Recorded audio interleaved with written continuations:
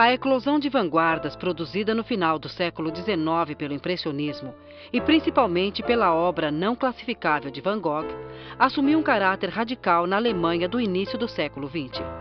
Levando ao extremo o postulado de que a impressão provocada no artista pelo modelo deve se sobrepor à sua imagem objetiva, veio à luz o movimento a que se deu o nome de expressionismo.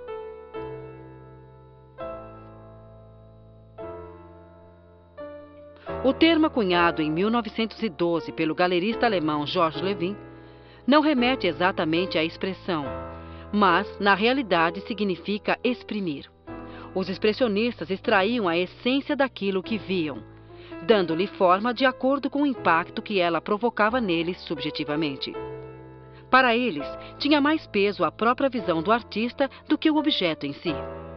Não é gratuito o fato de ter sido o expressionismo a primeira corrente a produzir arte abstrata.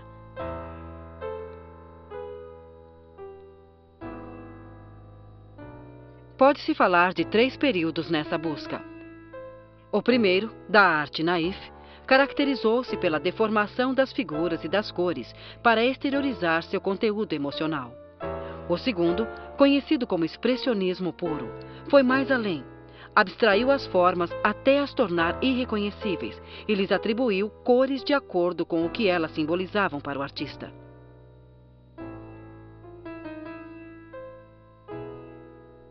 O terceiro, que ocorreu por volta da Primeira Guerra Mundial, concentrou-se na crítica social, recorrendo tanto às abstrações mencionadas quanto retornando à figuração, mas no que ela tinha de mais implacável, acentuando o feio, a sátira político-econômica e o horror.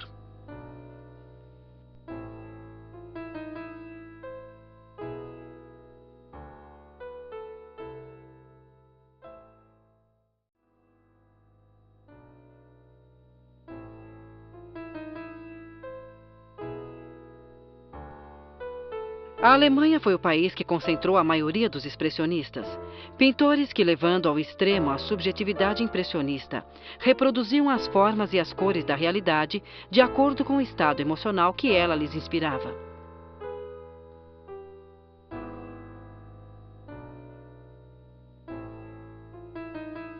Reuniram-se em 2 grupos perfeitamente distintos: Die Brücke, a ponte, e Der Blaue Reiter, o Cavaleiro Azul. As obras do grupo Die Brücke, que congregou Emil Node, Ernst Ludwig Kirchner, Carl Schmidt-Rottluff e Max Bekenstein, reduziam o corpo humano a linhas simples, descreviam paisagens aplicando cores berrantes e, no geral, dotavam as formas quase sempre irreconhecíveis de uma aparência vibrante e nervosa.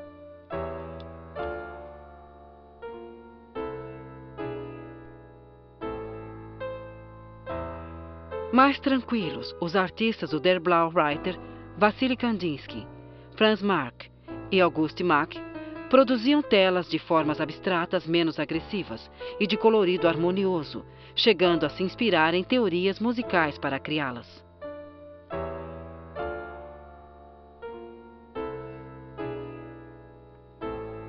Enquanto esses grupos desenvolviam seus caminhos de subjetividade e abstração na Alemanha, na vizinha Áustria, Egon Schiele e Oskar Kokoschka elevavam o feio a tema estético de valor, o mesmo ocorrendo na França com Georges Rouault. Outros críticos sociais cujas obras derivaram do expressionismo foram Georges Grosz e Otto Dix, autores de impiedosas sátiras figurativas, principalmente relacionadas com as conturbadas política e economia da Alemanha do pós-guerra.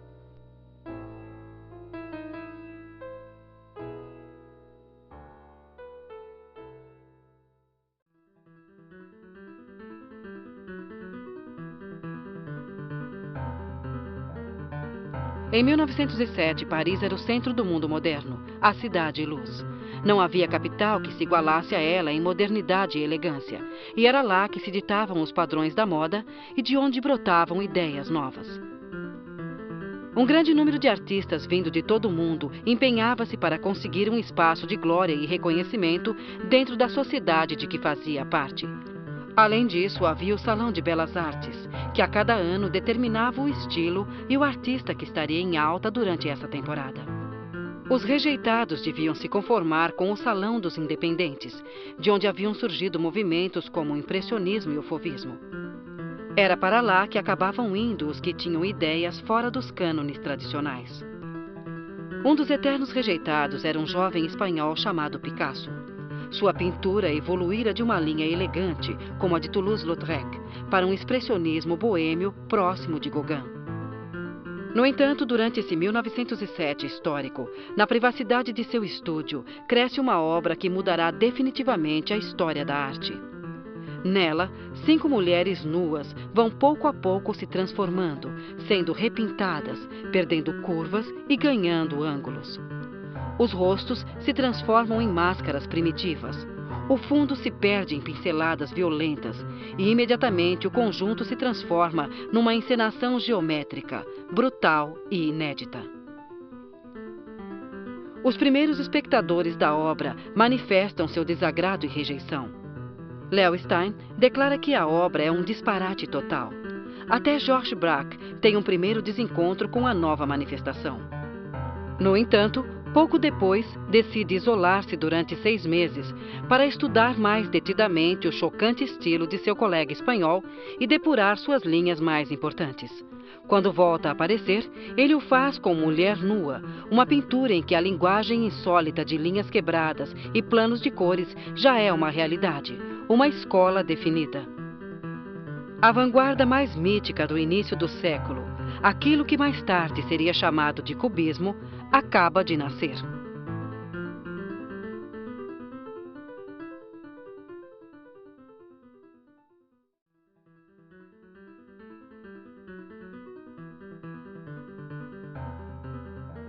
Não se pode compreender o cubismo sem a contribuição daquele que foi seu criador e exemplo máximo, o multifacético Pablo Picasso, talvez o mais transgressor dos artistas do século XX.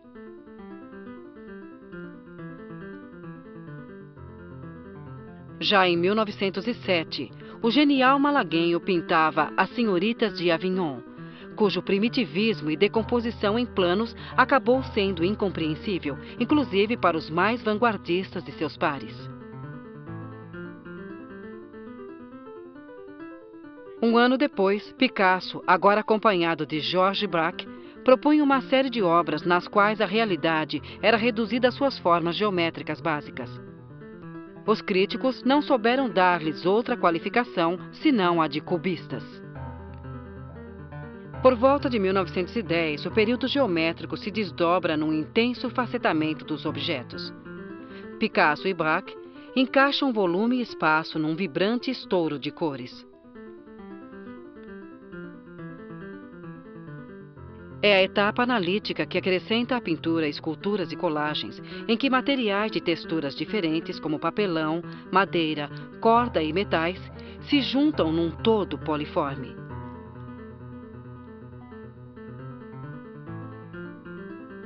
Juan Gris e Robert Delaunay somam-se ao cubismo nessa etapa. O primeiro com representações entre geométricas e figurativas, e o segundo com construções prismáticas, transparentes e dinâmicas.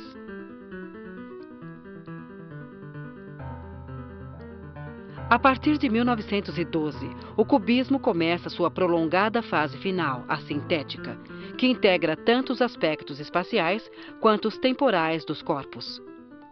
Dezenas de autores, entre eles Fernand Léger e seus cilindros e seres mecanizados, se voltam inteiramente para o universo plástico incomensuravelmente livre gerado por Pablo Picasso.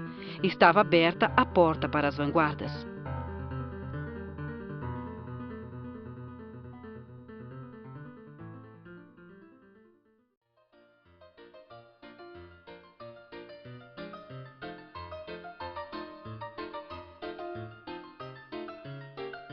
Corria o ano de 1909.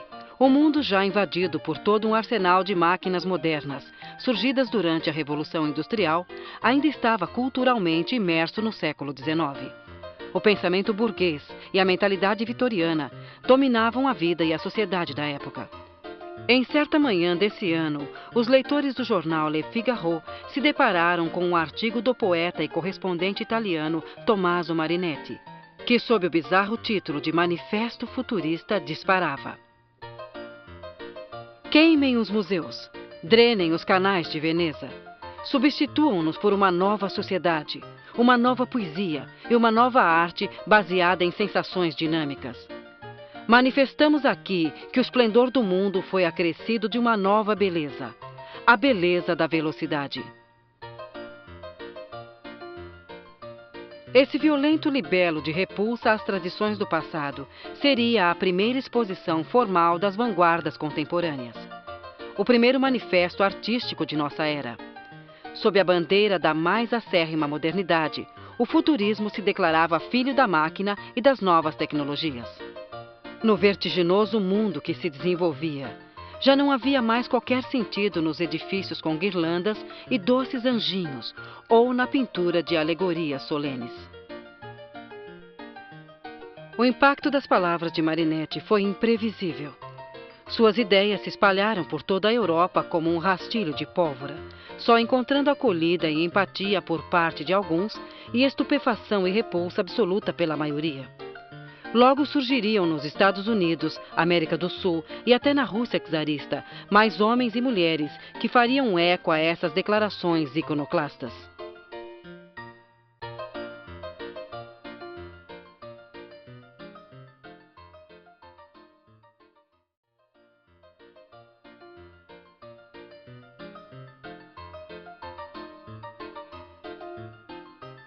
O primeiro manifesto futurista de Marinetti não demorou a incendiar os artistas italianos mais jovens. Seu pregão de destruir a arte como fora entendida até então, vinha libertá-los de séculos de academicismo que, pelo menos na Península Italiana, não tinha sido superado pelos ventos vanguardistas que sopravam na França.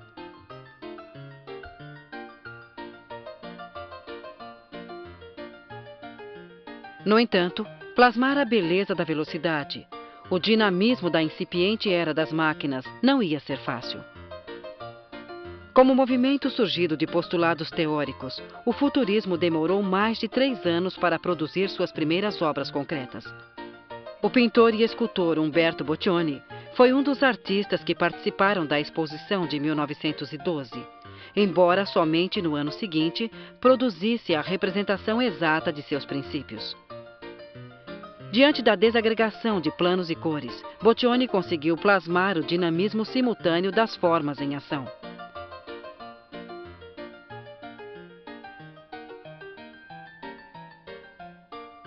Giacomo Balla e Carlo Carrà foram outros pintores futuristas que se destacaram. Balla concentrou-se nas variações de luz e cor das figuras em movimento, materializando-as com a superposição dos diferentes estágios por que passa um objeto durante uma determinada sequência dinâmica. Carrà conseguiu em algumas telas a mesma sensação de movimento, embora pouco depois tivesse abandonado o futurismo para dedicar-se à pintura metafísica, que lançou com Giorgio de Chirico.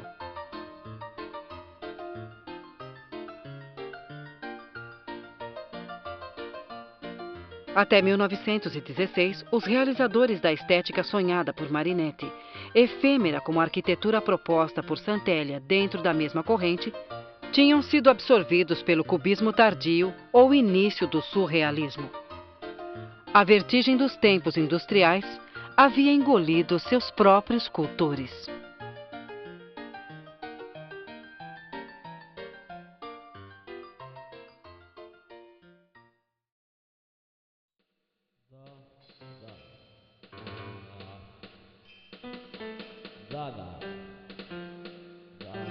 O ano de 1916 encontrou o continente europeu imerso no maior dos horrores.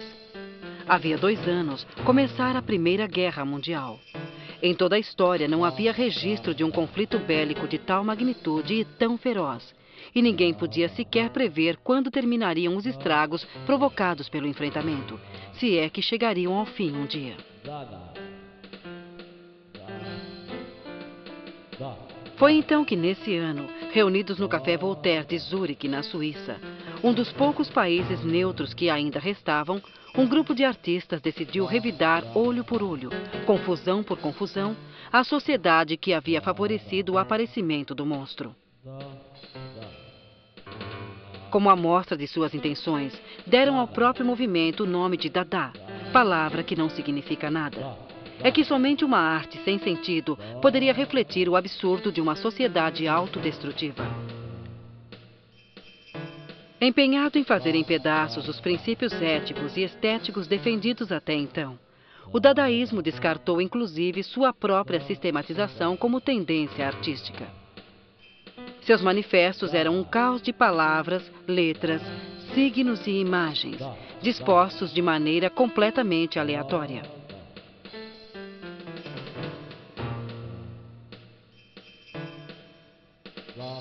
Era de se esperar que um movimento com tais características fosse efêmero.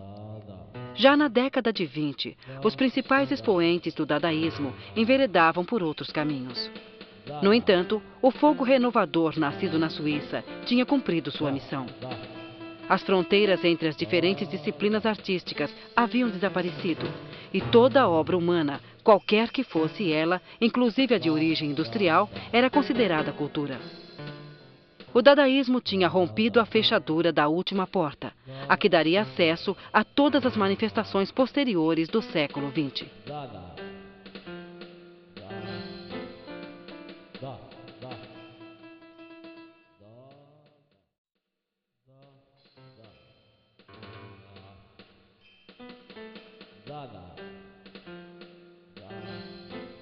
Quando o poeta Hugo Ball e sua noiva Amy Hennings inauguraram o Café Voltaire na cidade suíça de Zurique, não poderiam imaginar que o local iria se transformar em marco importante da história da arte.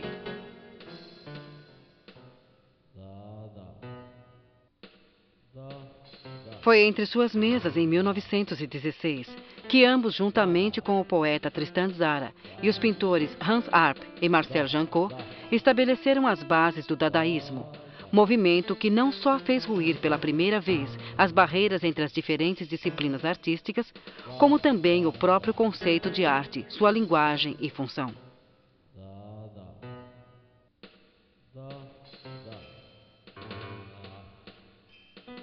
Enquanto Romeno Tzara escandalizava a cultura acadêmica com seus caóticos manifestos nos jornais e, junto com seus colegas, organizava exposições de colagens, peças de teatro e leituras poéticas incoerentes e passíveis de repentinas interrupções, em Paris e Nova York surgiam adeptos valiosos da nova corrente. Entre eles estavam Marcel Duchamp, Francis Picabia e Max Ernst, pintor que estava desenvolvendo na capital francesa frottage, trabalhos resultantes de um processo que consiste em pressionar sobre uma tela pedaços de madeira impregnados de tinta. Cerca de 2 anos antes, ambos haviam exposto no Armory Show de Nova York seus respectivos ready-mades, objetos de uso diário, apresentados como manifestações artísticas e antimecanismos, que eram representações pictóricas de aparelhos estapafúrdios e sem nenhuma função, mais tarde também transformados em esculturas. Foi depois dessa exposição que eles conheceram o fotógrafo experimental Man Ray, com quem passaram a aumentar a lista de dadaístas, depois de proclamado o movimento no Café Voltaire.